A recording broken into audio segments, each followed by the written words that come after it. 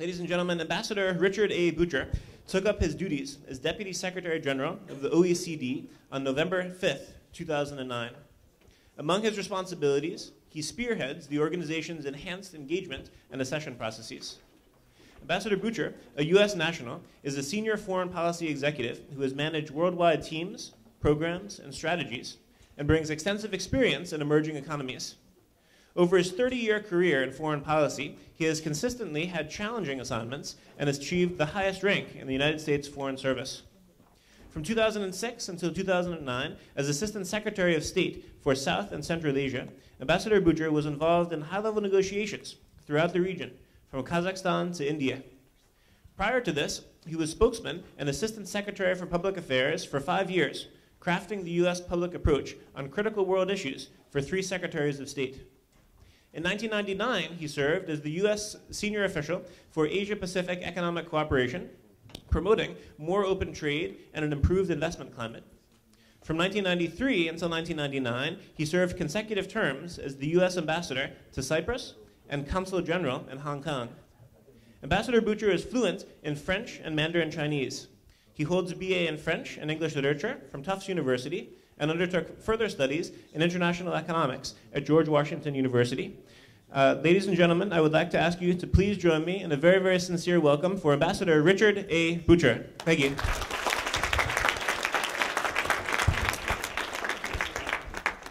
Okay, thank you very much, Mark. That's more than you need to know about me.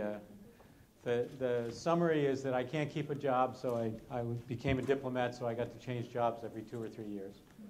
And I never finished my graduate degree, so we use this funny phrase, he undertook graduate studies. And, I got a phone call saying, you want a job in the Foreign Service? And I said, sure.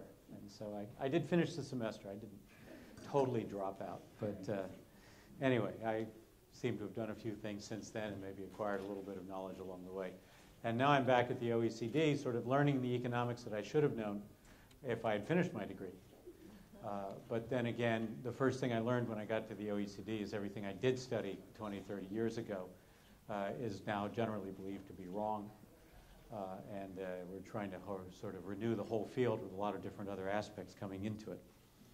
Anyway, it's a great pleasure for me to be here today, to see all of you, to talk to all of you. I want to thank particularly Mark Donfried and the International Cultural Dialogue for bringing us together. We have a very important topic, and this intersection between culture and economics is why I'm here, because I'm interested in what you all think about it. It's not a topic that we address very often. But fundamental to this is how can we, at the OECD and elsewhere, how do you and your work help companies and governments and societies deliver the well-being that our citizens need and deserve? Culture and economics haven't always gone together. I think increasingly they do. At the OECD, when we're working on something like corporate governance, the standards that corporations use to prevent bribery and abuses within their own systems, we talk about the culture of compliance and how does a corporation build the culture of compliance. We talk about governments and how government people deliver services to people. We talk about cultures of transparency. So there's something there that we all, refer to, but I don't think we've actually figured out the connections quite yet. We do look around the world and we see people with experience to share. We see the benefit of sharing of trade, of investment, of creative ideas that bounce around. You see more and more patents in the world that have names and organizations cooperating, across between the United States and India or between China and Europe. So there's a lot more of this exchange of ideas, and closed societies are fewer and fewer, and open societies more and more prosperous. I think all of us, though, feel that life in an open economic environment is more difficult. We're competing with workers, with companies, with products from half a world away. Sometimes our instinctive reaction is to protect markets, to keep out new technologies, even to ban new ideas. But I think, standing this close to where the Berlin Wall once was, we know that's a dead-end street, a way towards self-delusion and self-destruction. So we need to keep the openness, but I think we all crave some kind of predictability in how these things are going to work out. And we each want recognition that we enjoy our own different histories and circumstances. Indeed, we learned in our first-year economics classes that everyone should do what they do best. That's our basis for saying you have to fit international standards to local conditions. But that's easier said than done. A little bit about the OECD. We are in the standards business, some hard standards, some soft standards. We're an international organization. We bring together 34 member governments and the people in government who work on economic and social policy. We're a little different than some of the international organizations that are about relationships between governments. And we do some of that. But a lot of what we do is, how do you do your domestic policy? How do you run a healthcare system?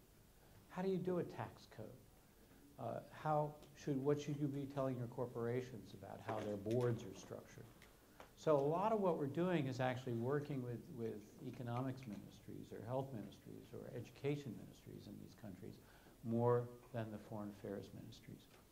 So we have 34 members, but then we have activities that involve many, many more. We have 108 countries in our Forum on Tax Information Exchange. We have 40 in the Anti-Bribery Convention. We have 42 in our corporate responsibility standards, and that's a number that's increasing. We're an increasingly diverse group. Our members span the globe from Chile to Finland, from Turkey to Korea. We add to this now some major partner countries, China, India, Indonesia, Brazil, South Africa, and that's how I spend most of my time. I actually came overnight from Jakarta last night. Or was it the day before? I'm not quite sure what the time zones are. But anyway, and then in addition to that, we have programs in Southeast Asia, North Africa, Latin America. So we really do cover a lot of the world. Our standards and recommendations, they come from peer review and peer discussion, meaning they're not created by smart people at the OECD, although we have a lot of smart people at the OECD, but they're created by the governments themselves and the people from the governments themselves who are interacting. They share experience on what works for them and what doesn't in policy areas from economics to governance to social protection systems and different parts of society. We come up with best practices, with recommendations, sometimes with legal instruments, all designed to help every government deliver better policies for better lives for their citizens. And we work together on the belief that we can all do better. And we can all learn from each other, no matter what the state of development or the kind of system we use. Some of our standards are practical. They expand markets. They open up more business. Standards for tractors, for chemicals, for seeds that open up markets to everybody. If you register your chemicals with our data service and you meet certain standards of data protection, then you can sell your chemicals in all these countries, and so it's easier to make money.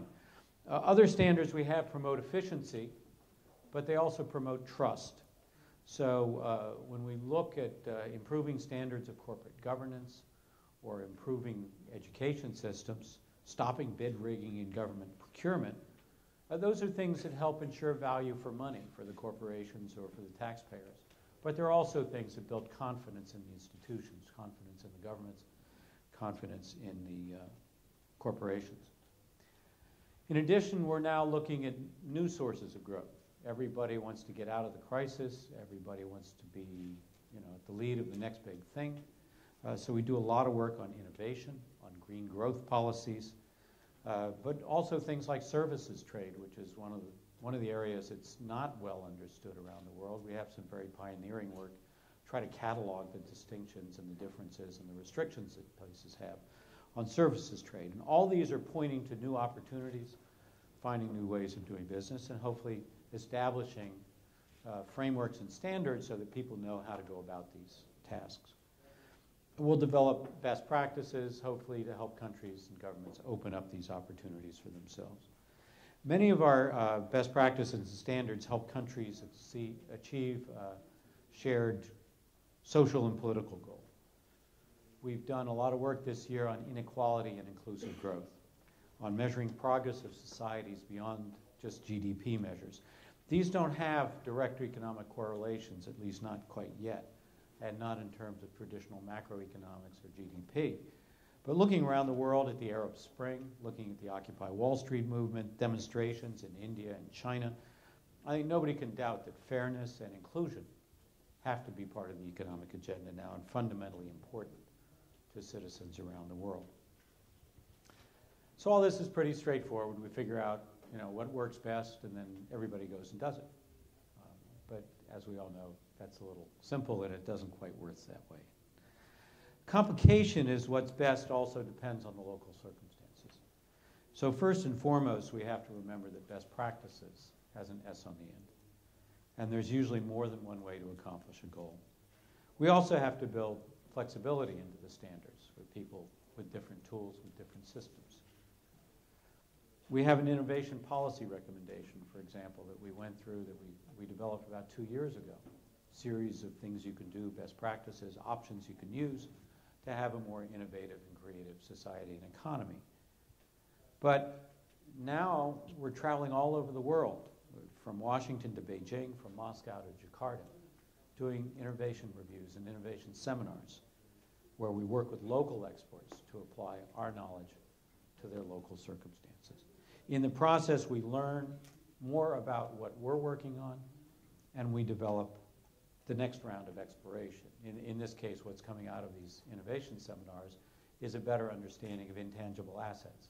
How do corporations and companies and governments and people invest in software, training, business practices, and how do you value that and know what to get out of it? If you're in a government department or an NGO or something like that, is it more productive for you to send somebody out for 6 weeks of training or to buy new software? Or to reorganize your business process? Or to turn on your microphone? Am I still there? I guess I bumped something. Okay, so we're going to do the eat the microphone routine.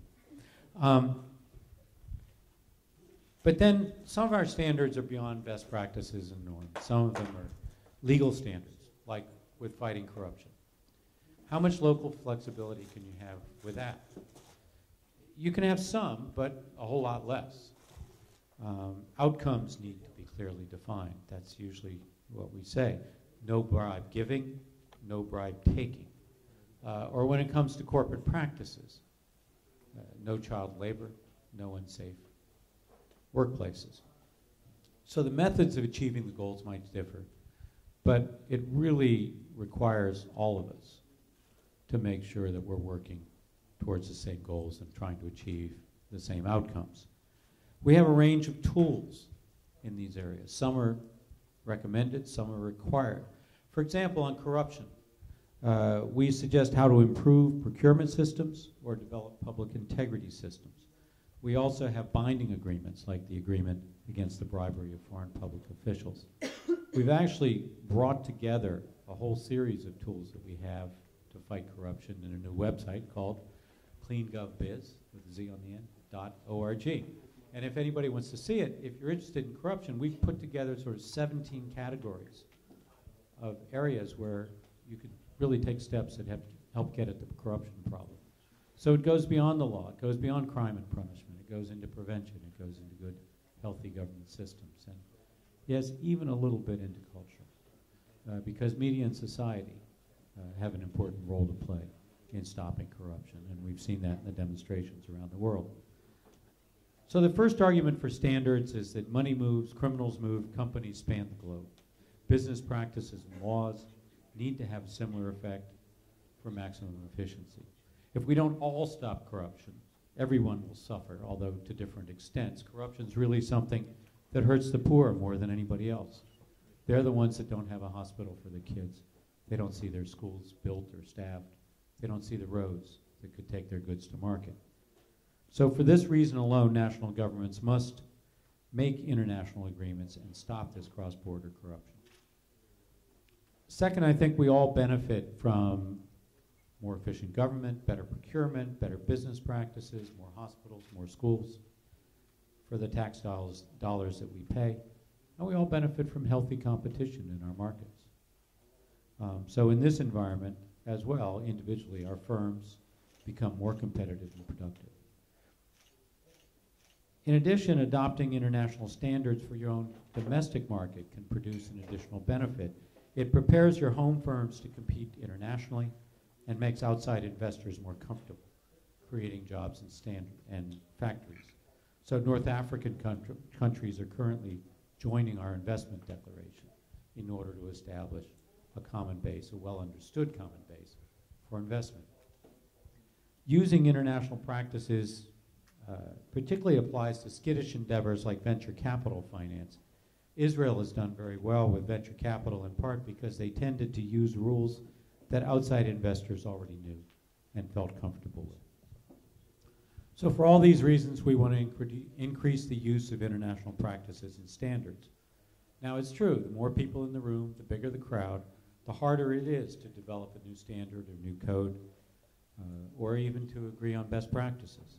And the more careful you have to be about making sure that you're dealing with results and outcomes as opposed to prescriptions about how to do things, because that makes it easier to deal with, to use these standards more widely. But in the end, the broader that norms are applied, the better they are, and the better for all of us. And that is kind of where culture starts to come back in.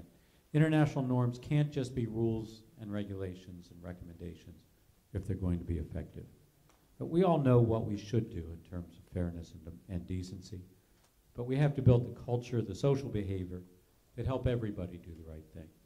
And even with rules, a lot of applying standards rests on their acceptability, rests on people sharing and understanding, sharing the values that are behind them.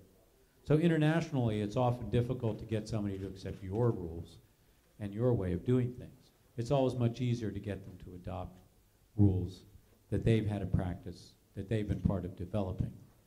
It's always easier for people to adopt and adapt rather than just to accept. And much easier for them to implement norms that reflect their own circumstances. So when we start looking forward to the next set of issues and practices that we're working on, we're trying to involve a much wider group of players, both civil society, business, and government, first of all, but then a wider range of countries as well. Right now at OECD, we're looking at new skills strategies, skills being the way that both individually and as a country you can keep up with globalization. We're working on gender policies, on questions of tax and crime and how you deal with cross-border crime through pursuing the tax angles. We're spending more time on developing country issues and coming up with new development strategies, working on better education systems. We do the annual study of 15-year-olds and what they know around the world called the PISA study. You've probably seen this reported. From that, we've done it long enough now that we can start drawing conclusions about what makes a good education system and what are the things that the high performers have in common. So as we move forward on this, we really benefit from having that wider experience. We really benefit from having that understanding of different local conditions, as well as bringing in the total international environment.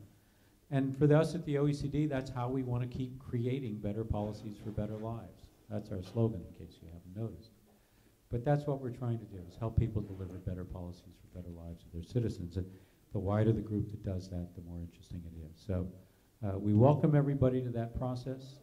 We welcome all of you to look at us and comment on us and tell us what you know and participate in our discussions. And I just want to thank you again for having me here, listening to me, and I'll be glad to take questions.